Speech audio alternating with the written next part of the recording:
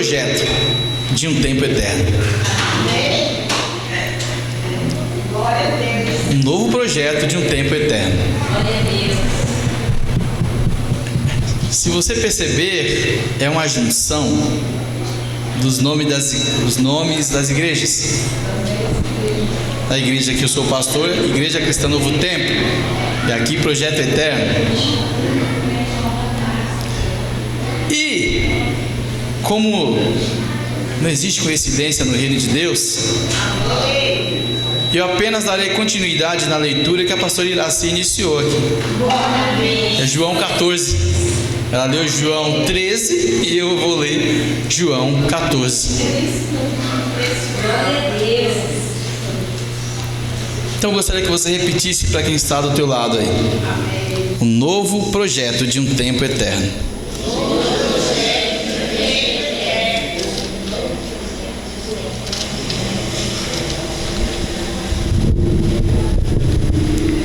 Eu estou me ouvindo muito bem, porém está tendo algumas... entendeu, né? Obrigado. João 14 diz assim: não se turbe o vosso coração. Mas eu queria que você falasse para quem está do teu lado: não se turbe o vosso coração. Diga para ele mais uma vez: credes em Deus, credes também em Jesus.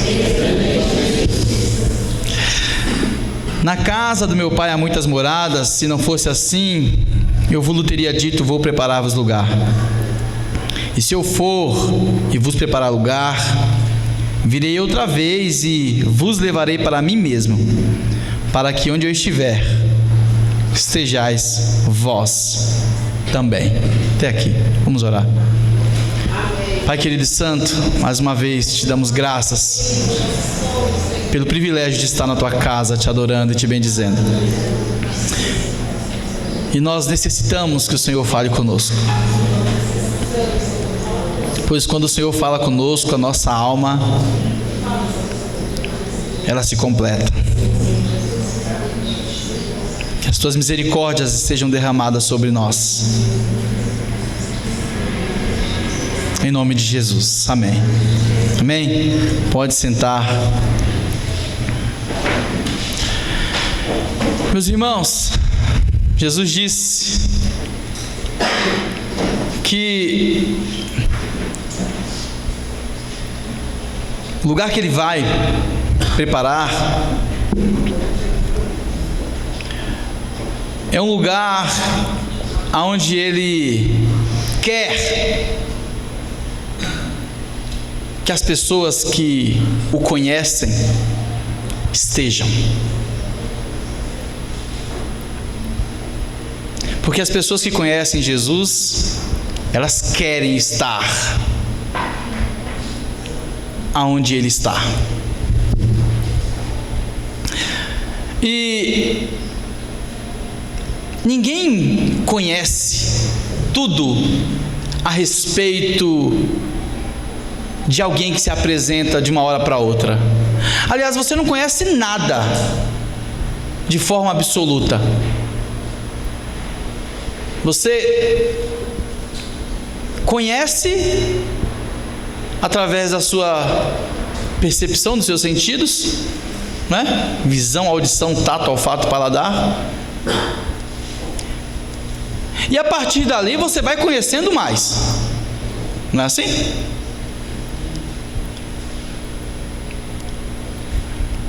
Quando você vê uma pessoa, se encontra com uma pessoa e alguém te apresenta, 2 dias depois que alguém fala: conhece fulano? Você diz: eu conheço. Conhece porque você foi apresentado àquela pessoa, mas não significa que você está dizendo assim: eu conheço ela completamente, eu sei tudo a respeito dela. Às vezes você não sabe nada. Nós passamos muito tempo trabalhando com pessoas que nós não sabemos absolutamente nada a respeito da vida dela, fora do ambiente de trabalho. Isso também acontece na igreja. Às vezes nós encontramos aquela pessoa, congregamos com ela, mas sabemos muito pouco a respeito dos nossos irmãos. Nosso convívio com eles é muito pouco. De forma que esse eu conheço, ele só responde por uma parte. Nós conhecemos pouco. Porque conhecer tem a ver com um processo contínuo. Um processo que exige tempo, investimento, aproximação.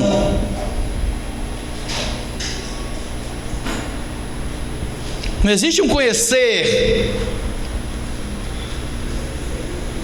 por parte do homem que vai do total para as partes. Não, vai das partes para o total.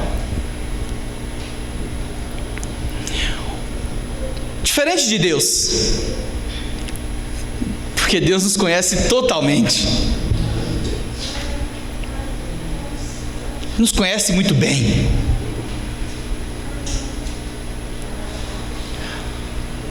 É interessante nós pensarmos,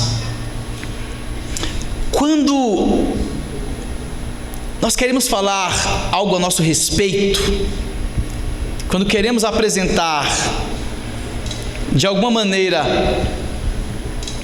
quem somos para alguém, nós usamos a expressão mim, né? Eu. Quando queremos que alguém nos conheça, nós queremos que aquela pessoa olhe para nós. Quando nós cantamos, Senhor, olha para mim, nós queremos dizer muito mais do que as palavras expressam. Por exemplo, quando uma pessoa está olhando para você, né? Uma mulher, por exemplo, fala assim: nossa, aquela mulher ficava me olhando toda, né? A pessoa não parava de olhar para mim. A pessoa me olha de cima a baixo. Naquele momento nós estamos dizendo o seguinte, ó: ela olhou para o meu corpo de cima a baixo, ou ele olhou para o meu corpo de cima a baixo.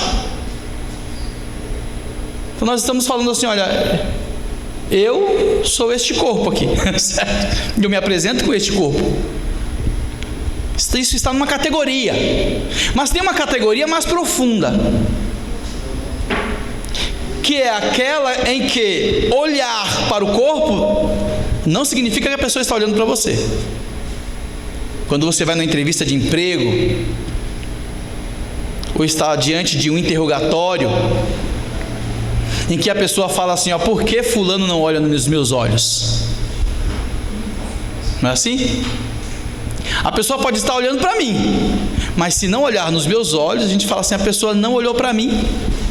Mas não olhou para o teu corpo? É, mas nesse momento, esse olhar para mim não está representado no meu corpo, e sim nos meus olhos. Mas é possível uma outra categoria de olhar para mim, em que os olhos não é suficiente, porque é possível que a gente fale nos olhos, olhando nos olhos uns dos outros, e mesmo assim alguém diga: você não me conhece mesmo, né? Jesus falou isso para Felipe. Certamente Felipe conversou várias vezes com Jesus, Tomé, olhando nos olhos deles, e eles disseram: mostra-nos o Pai. E Jesus está falando assim: vocês não me entenderam ainda? Porque eu estou me referindo a um olhar para a minha pessoa, mas não essa pessoa que se limita aos meus olhos. Sabe que às vezes eu pego o meu filho e ele fica olhando assim, ó, para mim, sério. Vocês sabem que eu estou com um bebezinho de nem 30 dias tem ainda. Ele para assim, olha, eu começo a falar, ele para e olha. Ele está olhando na bola dos meus olhos, não necessariamente olhando para mim. Há quem diga assim: nossa, a criança desde cedo já tem uma telepatia, né? Nada a ver. Ele está olhando no objeto do meu olho. É o que ele consegue enxergar ali, é o olho, são as partes. Então ele não está olhando para mim. Né? É claro que em parte sim, mas existe um eu que a gente quer apresentar ou quer que as pessoas conheçam, que não se limita a esse corpo, que para você conhecer não se limita apenas a olhar nesses olhos físicos, é algo mais, é esse que você sabe que vem de dentro. É quando a mulher fala para o homem assim: há tanto tempo você não conhece, você não me entende. O que ela quer dizer com isso? Tem mais, não é possível que você não sente, não percebe. E mesmo quando ela não consegue esclarecer o que ela está sentindo, ela cobra que nós saibamos de alguma coisa que a gente não sabe. Ao contrário também, né? Por quê? Porque o que se espera um do outro é uma resposta relacionada a um conhecer, que não se limita aos olhos, se limita àquilo que eu expresso, ao que está dentro de mim, a um eu, Edivan, que com as minhas palavras, com os meus olhos, nem sempre eu consigo demonstrar tudo. E muitas vezes nós sofremos porque nós não conseguimos conhecer as pessoas por completo, porque o conhecer está relacionado a um processo de tempo, um investimento de tempo. Um dos grandes pecados do homem contra Deus foi exatamente esse. Ele estava diante de alguém que o conhecia e que ele conhece totalmente, alguém que, ao fazê-lo existir, foi se permitindo conhecer. Porque Adão, nós lemos a Bíblia rapidamente, mas óbvio que Adão sabia de muito mais coisas a respeito de Deus do que o que está escrito.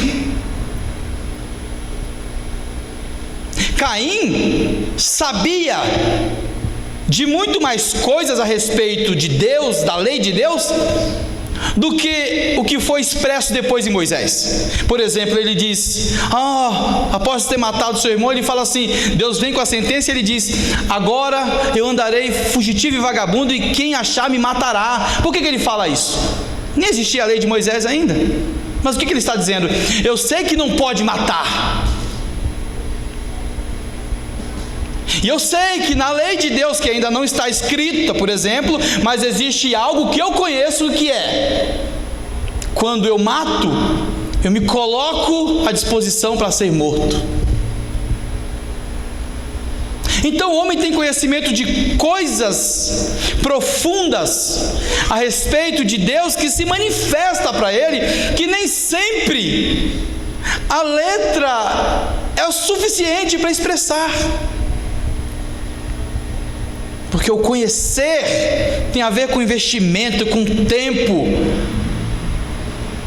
com entrega, com sinceridade, com expressão verdadeira. Sabe, irmãos,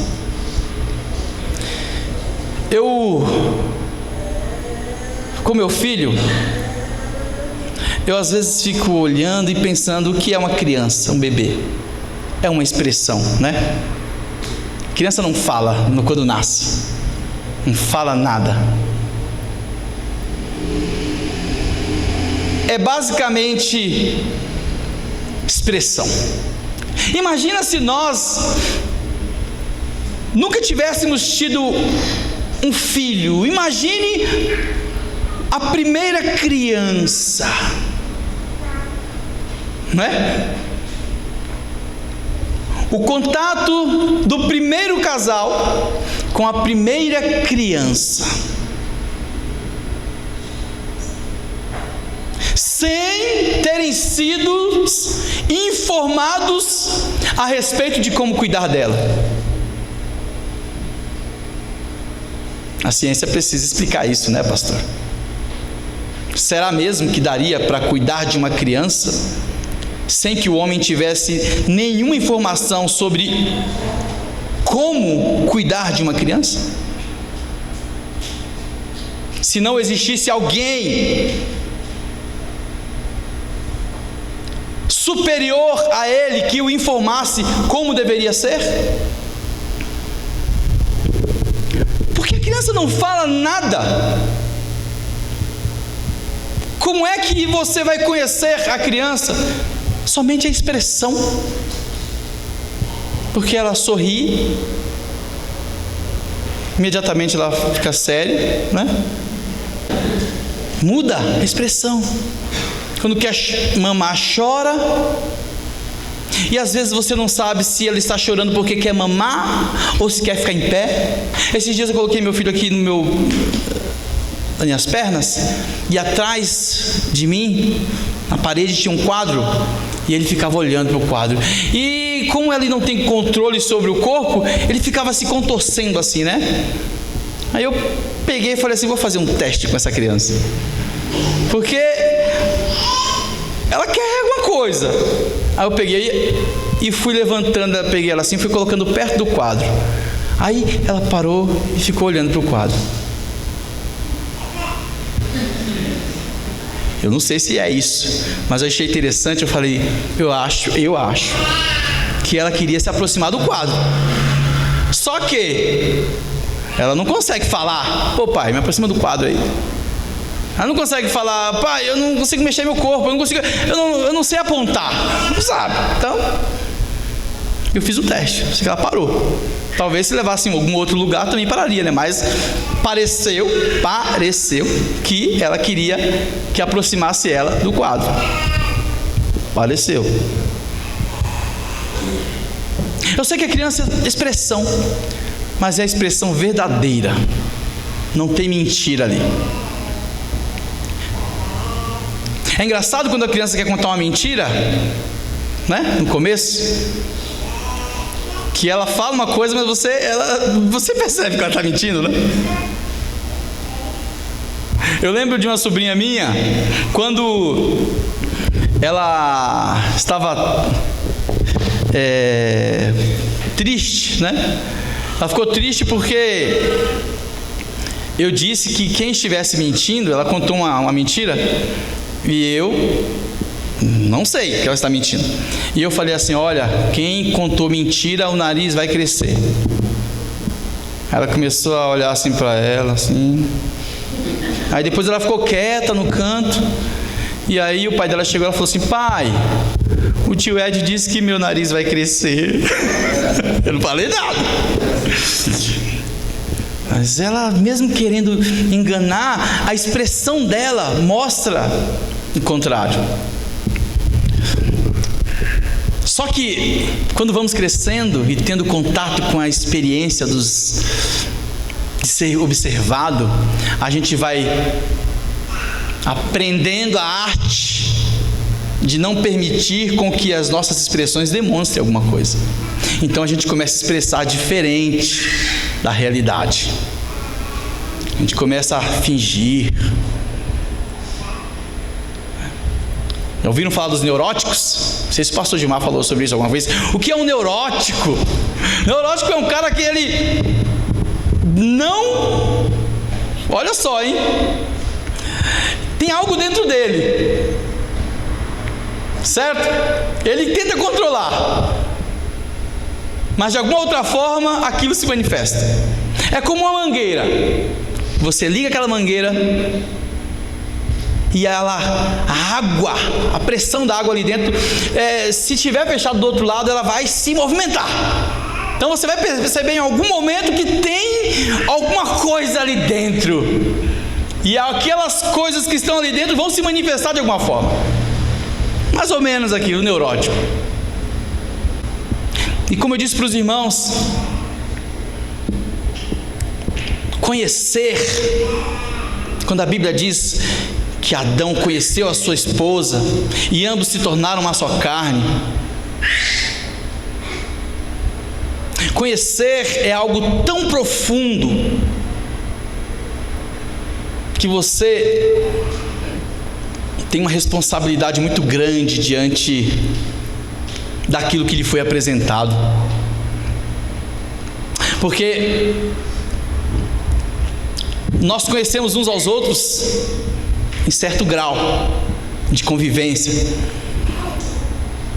mas o tempo nos permite conhecer mais. Uma história é criada ali, e o tempo vai permitindo isso. Essa história que foi sendo construída no decorrer do tempo vai criando este vínculo e vai trazendo profundidade para este vínculo. Falei para os irmãos que é um privilégio estar aqui hoje. Por quê? Porque pelo menos o pastor Gilmar tem quase 30 anos que eu conheço ele. Ele já era assim. Eu era mais novo. Mas quando eu o vi pela primeira vez foi tocando lá na igreja. Então ali eu conheci, me apresentaram e eu passei a ter aula de guitarra com ele. Eu não toco nada, não sei porquê, né? Não aprendi, Edito. O problema é o professor. Ali eu conheci um pouco mais, mas o tempo, a convivência, vai criando um pouco mais, e o tempo vai passando e você vai conhecendo mais e mais. E à medida que nós vamos conhecendo uns aos outros, nós vamos tendo informações que às vezes nem o outro percebe que fornece, não é? E como é fácil falhar com um amigo. Eu lembro, logo quando eu comecei a fuçar no Facebook, que eu não tinha ideia de como é que funcionava, que o pastor Gilmar e a Simone colocaram uma foto deles lá, assim, a Simone com o cabelo dela flutuando, assim, que nem no Titanic, né? E o pastor Gilmar, assim, próximo do lado dela, né? E os dois estavam em uma praia, umas árvores atrás, né? E eu escrevi assim: nossa, vocês dois estão parecendo um casal de baiano, de novela baiana, sabe aquele Tieta, aquela coisa? Mas por que eu falei isso? Porque eu tenho um grau de comunhão com eles, certo? Mas eu não tinha ideia do que era Facebook. E depois eu pensei comigo: puxa vida, ele respondeu lá também, me tirou, né? Ele também me tirou. Mas eu contei com a capacidade dele de saber que, diante do tempo que ele me conhece, aquela não era a minha intenção, porque outras pessoas que estão vendo aquilo na hora se ofenderiam, né? Ô pastor, chamando o senhor de baiano, né? Tem alguma coisa de ser baiano? Não, mas as pessoas usam essa expressão como ofensa muitas vezes. Minha infância foi na Bahia, minha família é toda baiana, mas o terceiro, aquele que não faz parte dessa comunhão, pode compreender errado. Isso não quer dizer que eu não tenho que prestar atenção naquilo que eu falo diante dos outros, mas como é fácil a gente romper relacionamentos em nome até mesmo do grau de comunhão que a gente tem. Mas ainda bem que eu tenho um amigo, né? Meu amigo é aquele que antes de fazer qualquer julgamento, ele sempre pensa primeiro: eu acho que não foi isso que o meu amigo quis dizer. Por que ele faz isso? Porque ele conhece mais do que aquilo que parece. E por conhecer mais do que aquilo que parece, ele tem maior responsabilidade sobre o sentimento do outro. Ele sabe que foi criado algo com o tempo. E aonde está o pecado de Adão? Entre vários pecados, Um dos mais evidentes é o fato dele jogar fora um tempo investido, uma história que foi trilhada, que foi trabalhada juntos, em nome de uma promessa de que os seus olhos seriam abertos. É quando alguém que te conhece bem, que está junto, está próximo, resolve acreditar que conheceu algo que o libertou.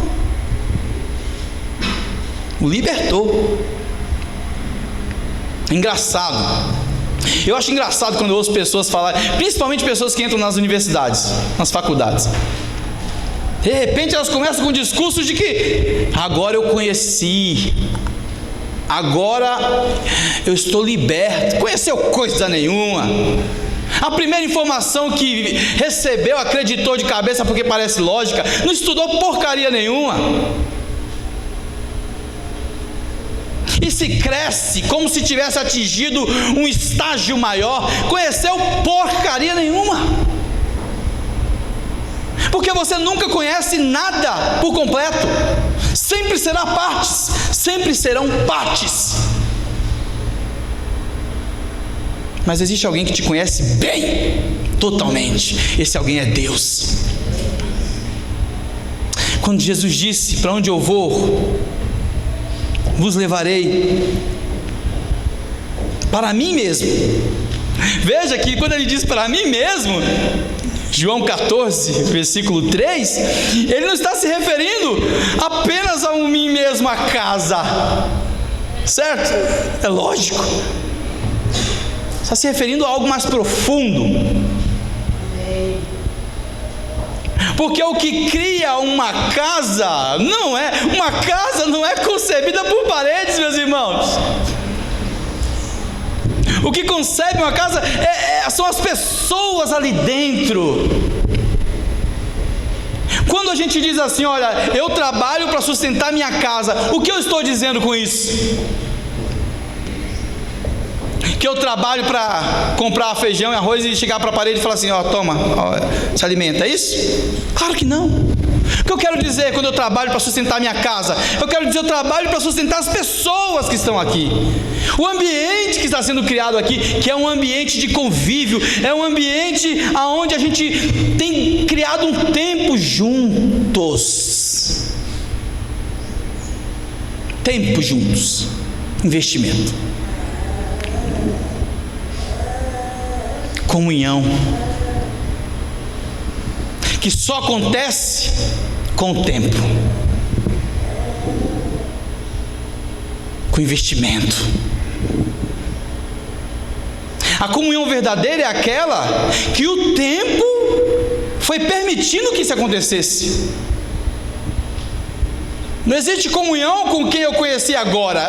Existe uma ilusão de que agora eu conheci algo melhor.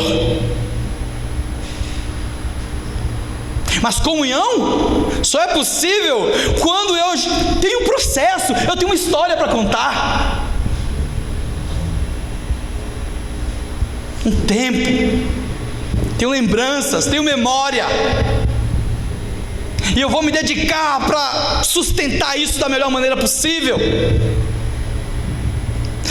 Por que eu acredito que eu conseguirei algo melhor, algo que me liberte, em nome de um tempo raso?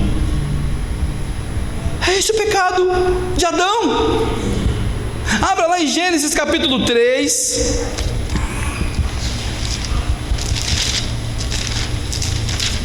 Gênesis capítulo 3.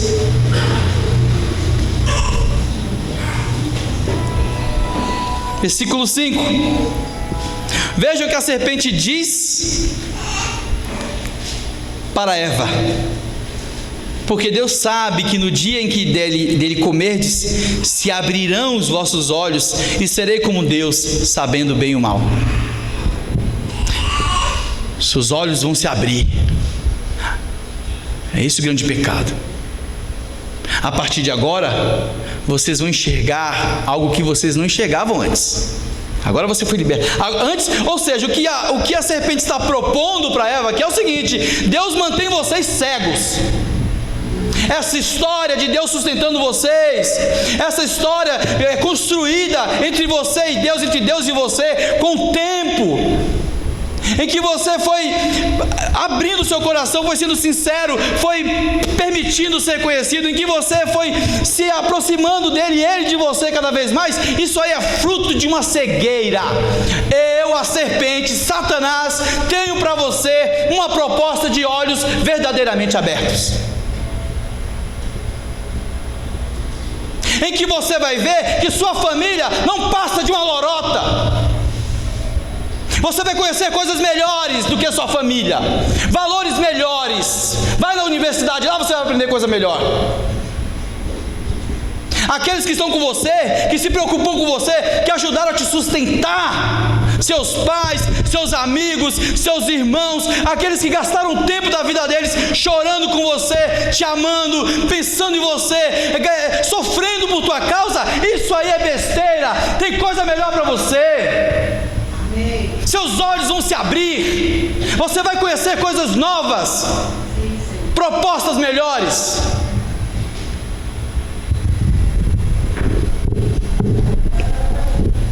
É este o grande ataque do inimigo. Seus olhos se abrirão. Você vai conhecer coisas melhores. E você vai ver que aquilo que você construiu com o tempo, bobeira. As pessoas que fizeram parte da sua vida só te prendiam. Você vai conhecer gente melhor. É isso.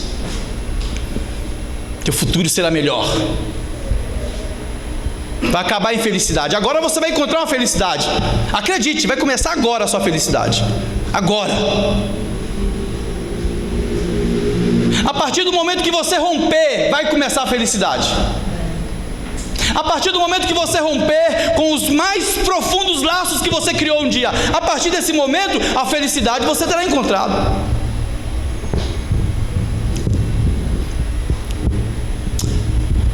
Deus, após a serpente, após Eva aceitar essa proposta e o seu marido ir junto com ela, você acha que Deus não sabe quando ele aparece? Claro que Deus sabe. Deus surge. Como assim Deus surge? É só uma expressão. Tem algum lugar que Deus não está? Ali é só para que eu e você soubéssemos o seguinte, que Deus insiste. Deus insiste. Ele chega e diz: Adão, onde estás? Onde estás, Adão? Porque Deus não sabe onde Adão está? Tem algum lugar que Deus não sabe onde Adão está? Claro que esse não, onde está significa onde você foi parar, aonde sua mente está, aonde você, não seu corpo, porque eu sei onde você está, mas aonde esse você que existia antes desse corpo que eu fiz depois. Porque quando Deus fez um corpo do homem, um boneco, era apenas um boneco. Igual quando você olha um boneco, um corpo morto, certo? Apenas um boneco. Em seguida, Deus sopra sobre ele algo que já existia. Não me pergunte como isso existia, mas na mente de Deus existia. Porque ele sopra sobre o homem e o homem passou a ser alma vivente. E a Bíblia diz que Deus já tinha preparado um lugar para nós antes da fundação do mundo. Mistérios. Mas a verdade é a seguinte: existe um projeto novo, que é eterno, de um tempo eterno, há muito tempo para a tua vida. Só que nós sempre estaremos diante das propostas aparentemente melhores.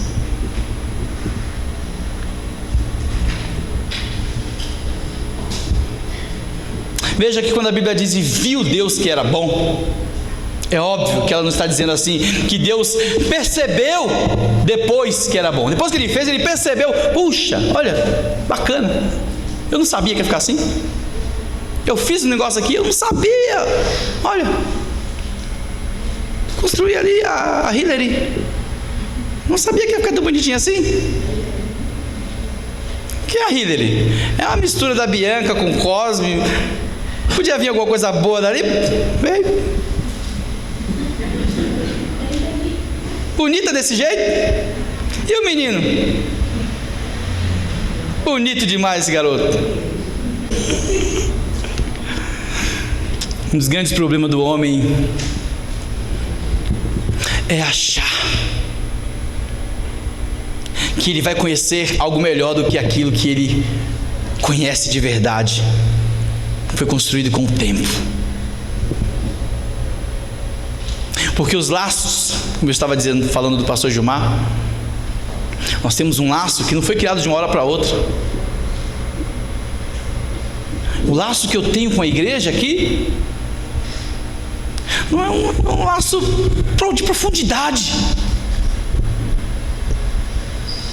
Não é uma criação momentânea. Porque quando você vê alguém pela primeira vez, quando te apresentam alguém, você fala que conhece e você tem uma visão. Na televisão, quando a camarada canta, você tem uma ideia. Nossa, a pessoa cantando passa a impressão de que ela é de um jeito. Quando ela começa a falar, passa a impressão de que ela é de outro jeito. Então você tem a sensação de que você conhece aquela pessoa, mas você não conhece. Você acha que conhece? A gente se simpatiza pelas pessoas da televisão, a gente se simpatiza pelas pessoas que a gente conhece pela primeira vez, não é? Porque no início nós conhecemos o que nós conhecemos, nós não conhecemos tudo a respeito daquela pessoa. É igual um sapo. Imagine se você nunca tivesse contato com o sapo e visse um sapo pela primeira vez. Você saberia, isso aqui alguém te falasse, isso aqui é um sapo. Você falaria, um sapo. Só que você ainda não sabe, não conhece esse sapo por total, por completo. Porque para ser um sapo, ele precisa ter outros componentes, né? Ele emite um som específico dele. Então imagine um sapo latindo.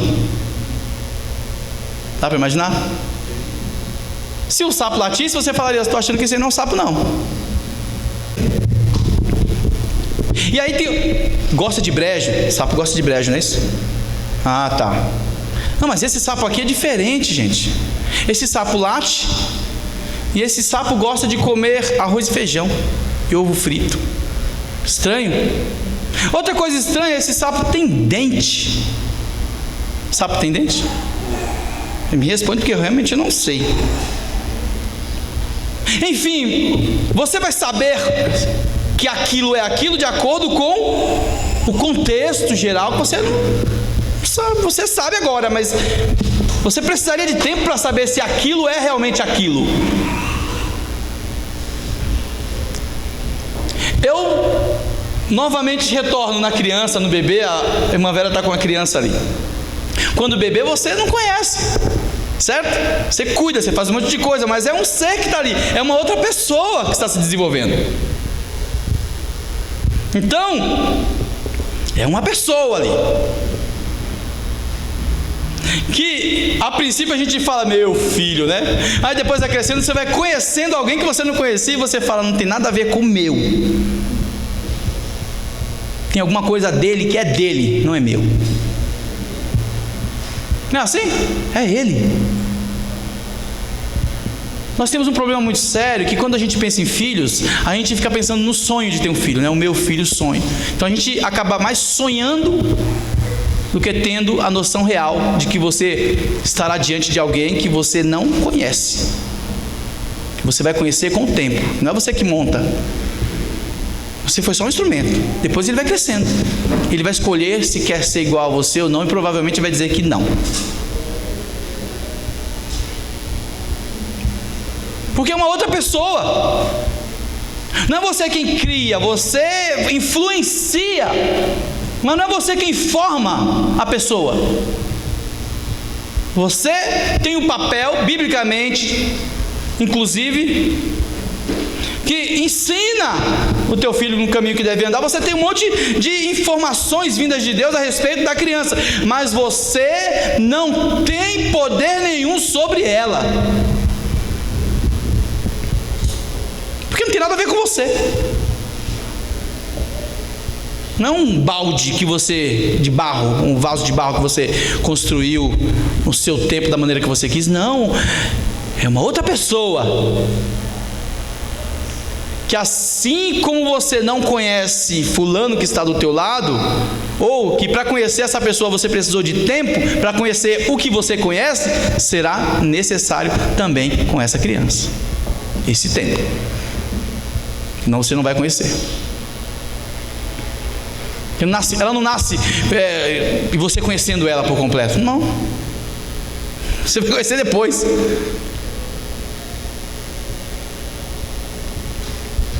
Porque na pessoa, a pessoa não tem a ver com você. O sopro, o ser que recebeu o sopro do Espírito naquele momento, não tem nada a ver com você. É seu filho porque veio através de você, mas não é porque você soprou sobre ele o Espírito de vida. Não é, nada a ver. Ele precisará conhecer as coisas, mesmo você apresentando algumas coisas para ele. Você chega para o teu filho e fala: olha, isso é assim, assim, assim, e mesmo assim você não dá a ele a capacidade de conhecer aquilo, sem que por experiência ele tenha um contato ou não contato com aquilo, mas que ele possa ver. E é isso que Deus permite os seus filhos. Deus não tira deles desde o início a habilidade de conhecer com o tempo, de saber o que é e o que não é. Está dado. Tempo, inclusive, vai contribuir para que você conheça, para que os laços se firmem.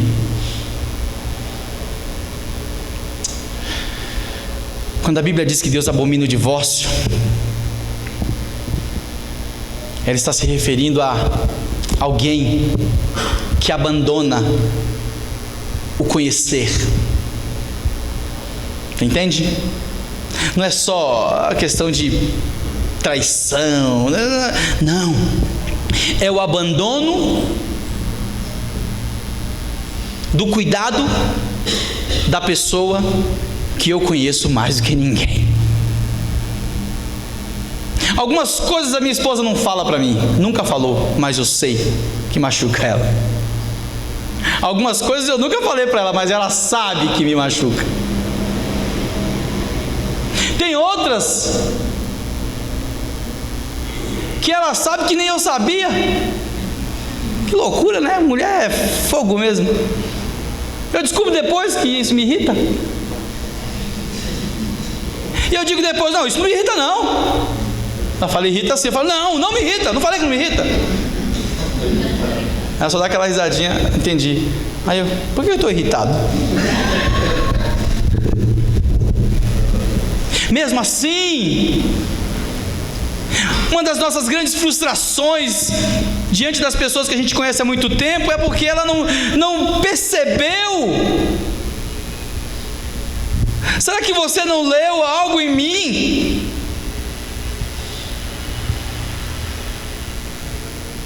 Acho engraçado porque às vezes a gente não consegue se comunicar corretamente um com o outro. Nós temos um problema muito sério com a comunicação. Há pouco tempo eu estava conversando com um rapaz, ele dizia a respeito da esposa dele que há um ano os dois vinham numa situação complicadíssima. Ele é um empresário e ela é uma professora, cuida de crianças, enfim. E eles viam uma situação complicadíssima. Então chegou um momento que ele disse assim: olha, eu não aguento mais. E ele pegou as coisas dele e falou: vou embora. E ela disse assim: você vai embora? Como assim? Olha, eu vou dificultar as coisas para você, eu vou cobrar isso, eu vou cobrar aquilo. Não, falou um monte de coisa para ele. Você não vai ver os filhos, as crianças na hora que você quiser, não. Aquela conversa toda. E ele: pô, mas não precisa isso, eu quero continuar sendo sua amiga. Eu não quero ser sua amiga, não. E aquela briga terrível. Aí ele me contou um detalhe, porque ele veio falar: tá vendo, meu, como ela é ruim, difícil. Eu falei: estou te entendendo. Mas ele contou um detalhe para mim. Ele falou assim: ó, ela depois me ligou, falou um monte, disse assim: porque não precisava isso, não precisava disso.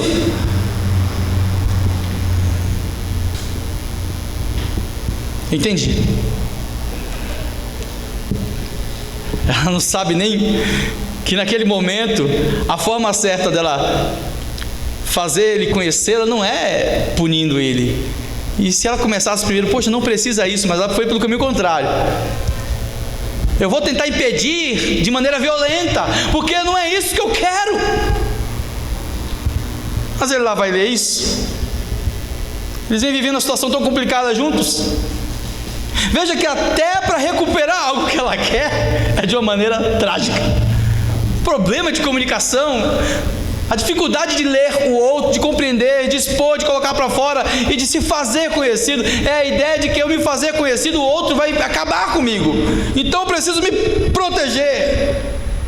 Proteger minha alma, proteger o meu ser, proteger esse eu que não é o corpo. É interessante que a gente vê muito isso, né? Quando tem problemas que em nossos dias têm crescido muito, problemas relacionados a casamento, a gente sabe disso. E muitos.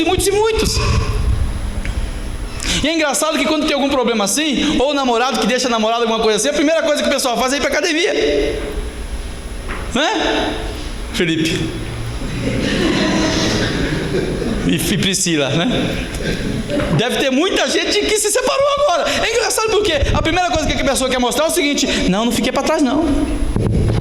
Vou me cuidar, não, vou dar a volta por cima, vou emagrecer. Tá pensando que vai acabar comigo? Não, vou crescer. Aí a pessoa escreve lá: pensou que ia me ver na miséria? Tá aqui. Primeira coisa que a pessoa faz é o eu que é aparente, é o meu corpo, é meu físico, é este eu que eu não posso mostrar que está caído. Mas existe um eu verdadeiro em você que não tem nada a ver com o seu corpo, e que será fruto, sofrerá as consequências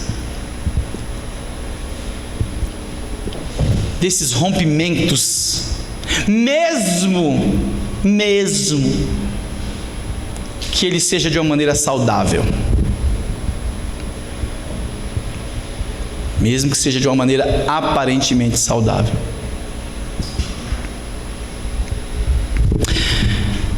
Meus irmãos, hoje eu já estou encerrando, mas chama a minha atenção, eu quero finalizar com: a partir do momento que nós temos um encontro verdadeiro com Cristo,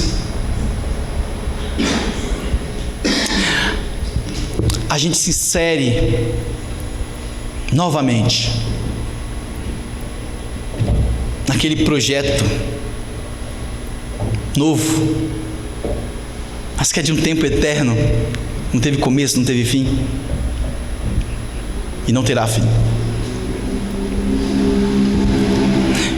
Que é aquele projeto que você fala assim: eu estou permitindo ser conhecido por Cristo,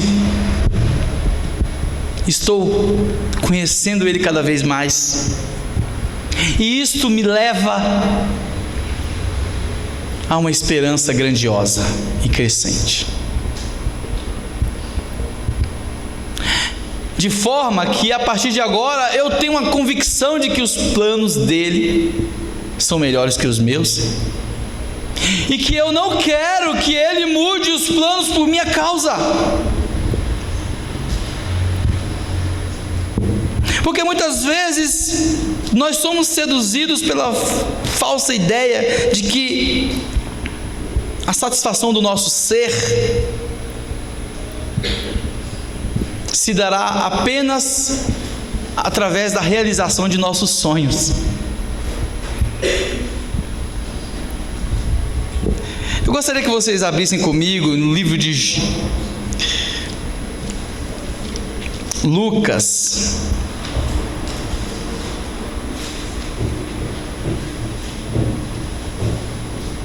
capítulo 8,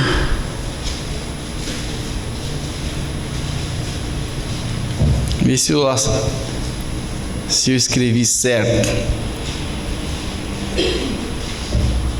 que eu tenho mania de quando eu estou... Mateus capítulo 8, Mateus capítulo 8, versículo 5. Vocês conhecem a história, mas eu preciso ler. E entrando Jesus em Cafarnaum, chegou junto dele um centurião rogando-lhe, dizendo: Senhor, o meu criado jaz em casa, paralítico e violentamente atormentado. E Jesus lhe disse: Eu irei e lhe darei saúde. O centurião respondendo disse: Senhor, não sou digno de que entres debaixo do meu telhado, mas dize somente uma palavra e o meu criado sarará. Pois também eu sou homem sob autoridade e tenho soldados a minhas ordens.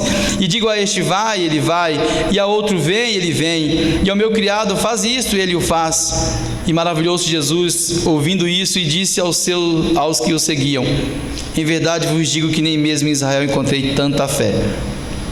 Olha que coisa interessante.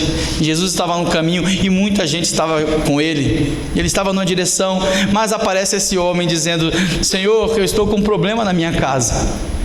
Estou com um problema sério, e esse problema que acontece com aquela pessoa me aflige também. Porque nem sempre a gente sofre por problemas nossos apenas. A gente sofre também por problemas do outro. Não é verdade? A gente sofre quando o irmão sofre. A gente se preocupa, a gente investe tempo. O tempo de convivência vai fazendo a gente sofrer uns pelos outros. As nossas emoções são involuntariamente afetadas pelo sofrimento das pessoas que a gente convive há muito tempo. Isso pode ser jogado fora como se fosse um lixo. Se assim nós fazemos, nós não conhecemos esse Cristo que pregamos. Rifamos a história, rifando os mais singelos sentimentos e carinhos que nós recebemos em toda a história das nossas vidas, por causa de uma promessa que surgiu imediatamente. Que legado, como igreja, deixaremos para aqueles que nos ouvem, para aqueles que estão ao nosso lado? Vejam, esse homem, ele sabe que Jesus está numa direção, mas ele diz: Senhor, eu sofro por alguém que eu amo, que está atormentado. Eu estou representando essa pessoa aqui agora, mas não representando porque ela sofre apenas. Eu estou representando porque o sofrimento dela é também o meu sofrimento. E aí Jesus disse: então fica tranquilo que eu vou até lá.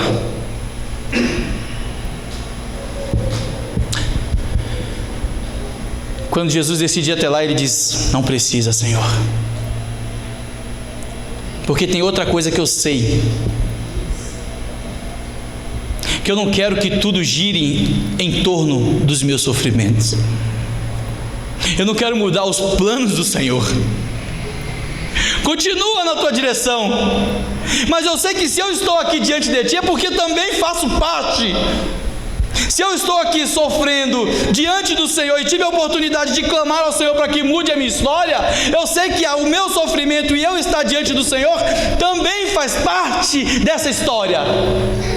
Mas eu não quero mudar tudo não, Senhor. Dá apenas uma palavra, continua na direção que o Senhor está, continua nos seus planos, os teus planos são perfeitos.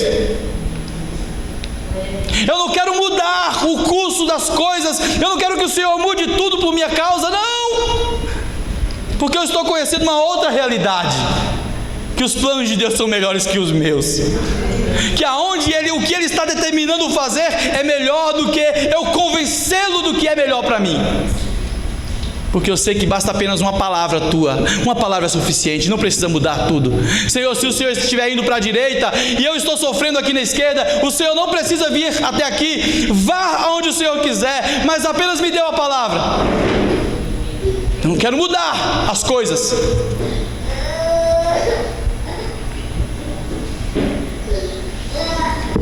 E aí o Senhor diz: nunca.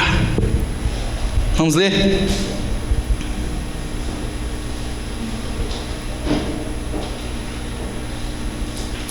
Versículo 10, né? E maravilhou-se Jesus ouvindo isso e disse aos que o seguiam: em verdade vos digo que nem mesmo em Israel encontrei tanta fé. Quantas coisas aconteceram em Israel, irmãos? Quantas maravilhas Jesus realizou em Israel.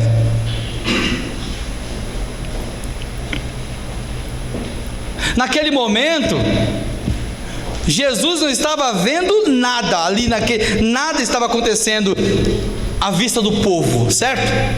Nada, a não ser a de testemunhar um homem que diz: Senhor, continua no caminho que o Senhor está indo e me dá uma palavra que eu sei que irá acontecer. Você que está aqui nessa noite, você tem o privilégio de ouvir a palavra do Senhor. Como você é bem-aventurado. Só que você só vai perceber isso depois de um tempo, porque a gente só percebe as coisas quando o tempo passa, se é que conseguimos perceber.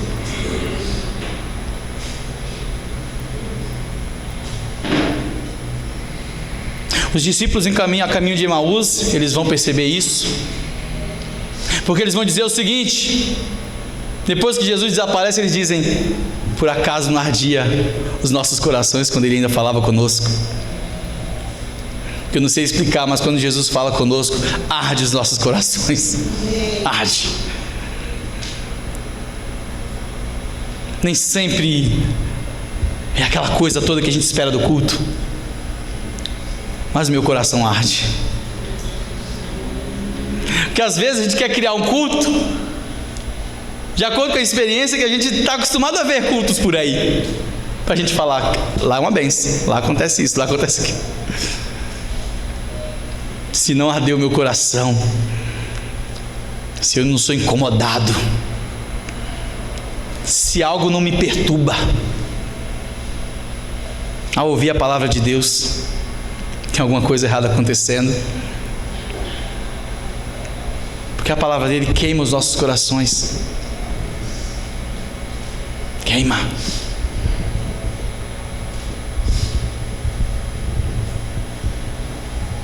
E eu louvo a Deus pela vida do pastor Gilmar, porque ele está trilhando no caminho que o Senhor mandou ele trilhar, e a igreja está trilhando no caminho que o Senhor mandou vocês trilharem. Isso é bom. Não se iluda com a ideia de que você será mais feliz conhecendo alguém que você acha que é melhor. Não. Você já tem o privilégio de conhecer. O que você faz com quem você conhece? Com quem você vive há muito tempo? O que você faz? Porque você acredita que alguém que você não conhece vai fazer melhor para você? Você já tem uma experiência de conhecer. A experiência com o que é conhecido. Não se iluda com a ideia de que o novo vai ser melhor, porque o novo um dia vai se tornar conhecido, e você vai conhecer coisas que você não conhecia antes, é óbvio.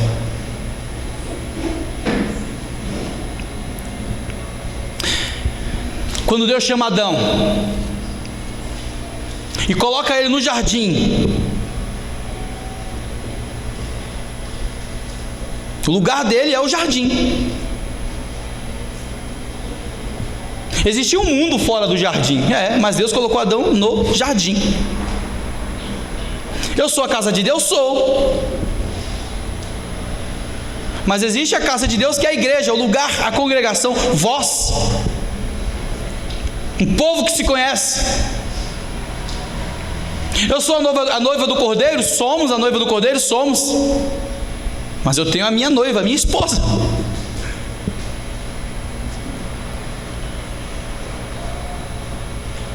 E se eu não conheço bem a minha esposa e ela não me conhece, se a gente não se permite uma abertura a ponto de falar tudo que a gente quer e ouvir e tentar um caminho que mude a história,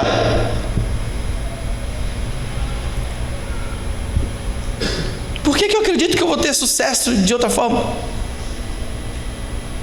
Se eu não estou disposto a diante de Deus pedir que Ele me transforme, que o meu relacionamento com Ele cresça, por que eu acredito que vai ter um caminho melhor, uma bênção melhor que vai mudar a minha vida? Se eu não sei o que eu faço com aquilo que eu já conheço, a experiência que eu já tenho. Deus coloca Adão no jardim.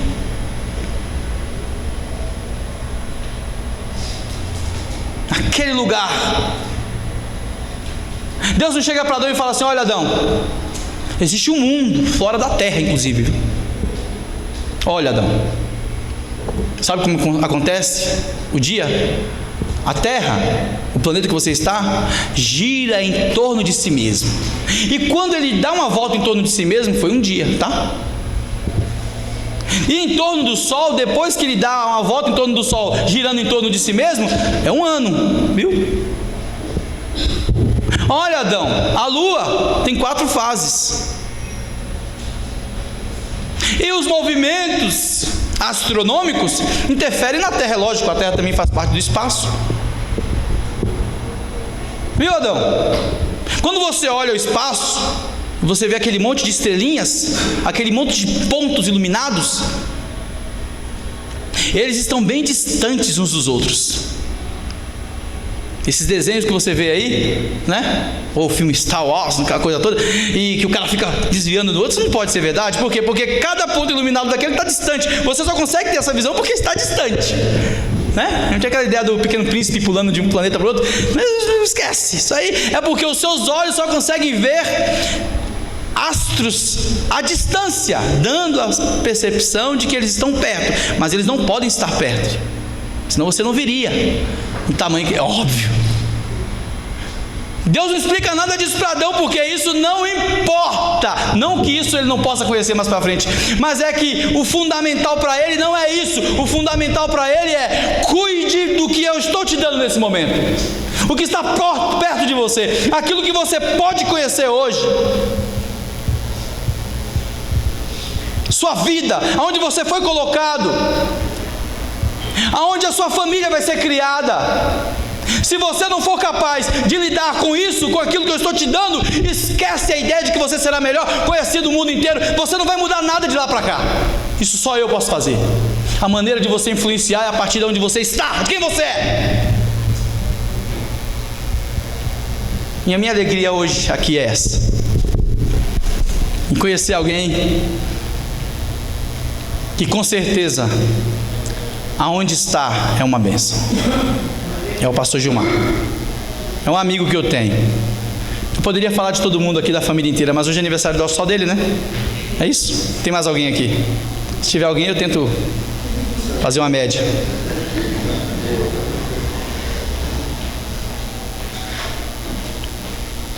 O pastor Gilmar é um cara que eu tenho muita proximidade dele. E eu vejo pouco, mas eu acho que eu conheço ele um pouco. Eu não tenho interesse em conhecer outras pessoas.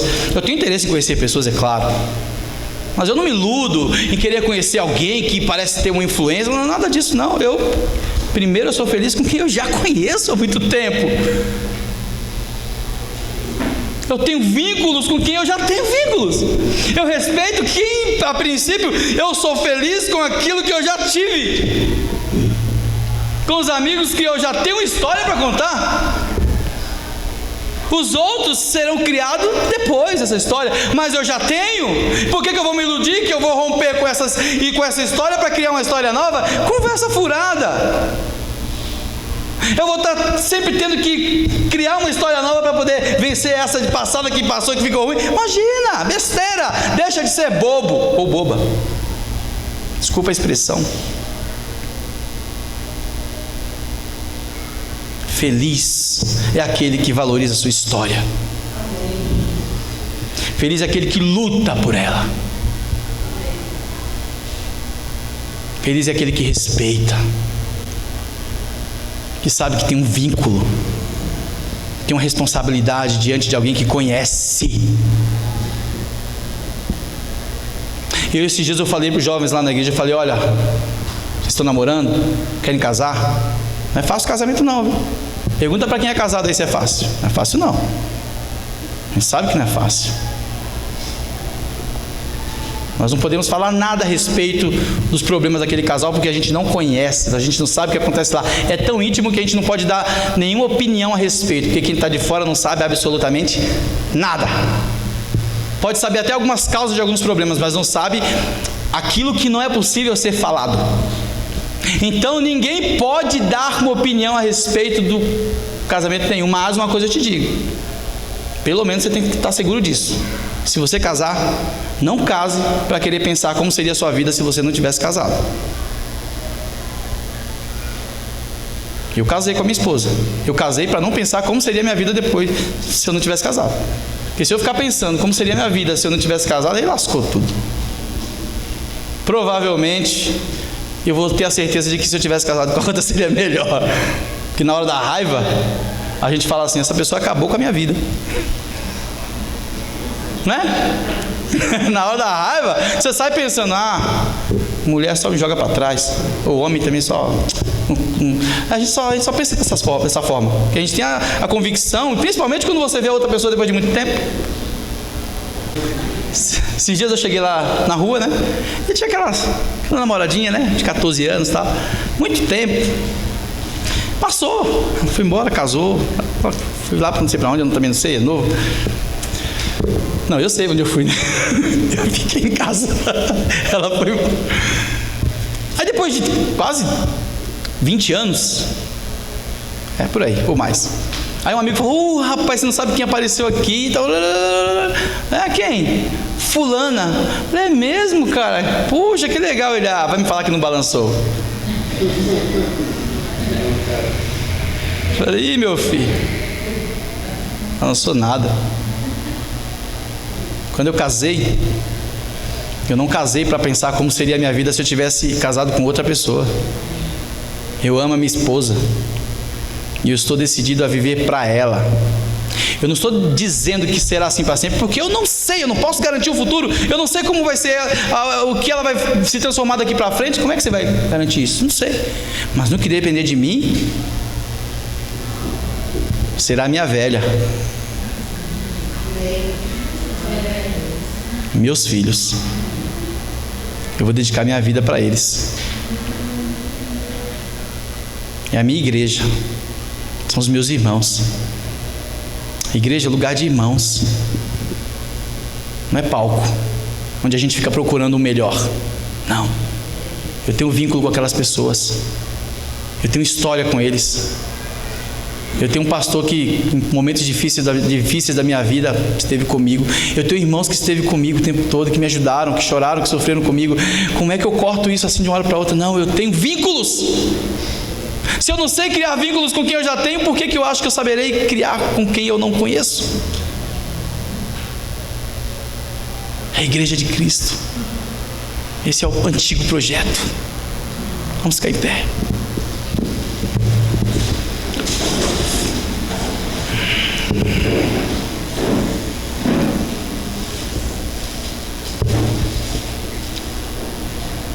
Queria que o pastor Gilmar viesse aqui.